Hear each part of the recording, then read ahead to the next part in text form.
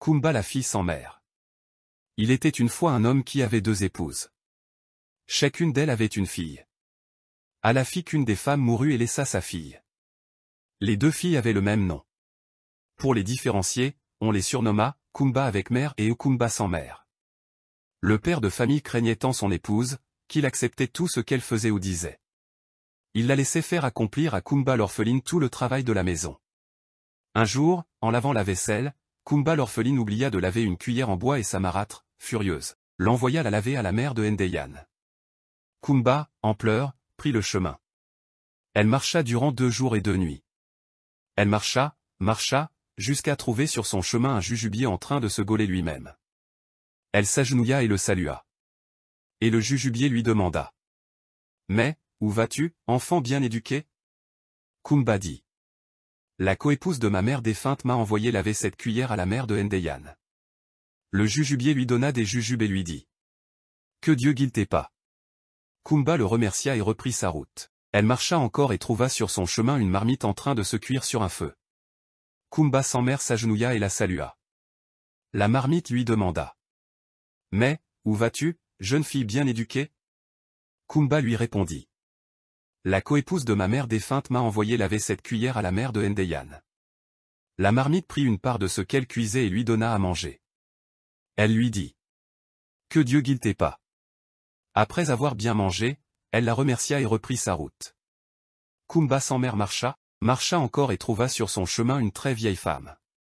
Elle n'avait qu'une jambe, un bras, un œil, une oreille, un doigt. Kumba l'orpheline s'agenouilla et la salua. La vieille femme lui demanda.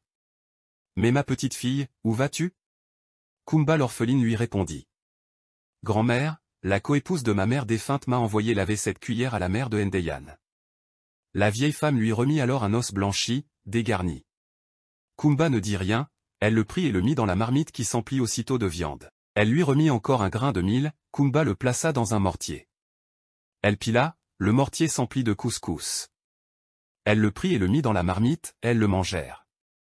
Jusqu'à ce que la vieille femme lui dise. « Kumba, viens maintenant faire la vaisselle sans oublier ta cuillère, avant qu'il ne fasse complètement nuit. » Quand Kumba eut fini, la vieille femme lui remit une petite aiguille et une autre plus grosse, et elle lui dit. « Va te coucher maintenant sous le lit, car tous mes enfants sont des animaux sauvages. La petite aiguille, tu l'emploieras à piquer les plus petits, la plus grosse, tu la réserveras aux plus grands pour qu'ils partent tôt. Je ne veux pas qu'ils te tuent. » Quand les enfants arrivèrent, Bouki, le plus têtu, dit. « Mère, cela sent la chair humaine dans la chambre. » Sa mère lui répondit. « Toi, va te coucher, je suis le seul être humain ici, tu veux me manger maintenant. » Quand les animaux se furent couchés, Kumba les piqua avec la petite aiguille, à la manière des puces.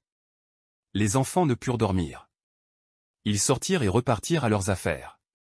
Kumba sortit, et la vieille lui demanda de se préparer pour retourner chez elle.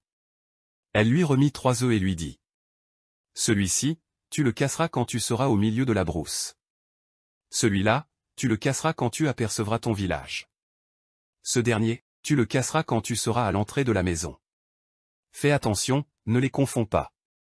Vas-y mon enfant et que Dieu guide tes pas. » Kumba s'agenouilla, salua, remercia et s'en alla. Elle marcha jusqu'au milieu de la brousse. Elle cassa le premier œuf. Des cavaliers armés en sortirent. Kumba se remit à marcher encore, et cassa le deuxième œuf. Des lions et des panthères en sortirent. Les cavaliers les tuèrent. Kumba marcha.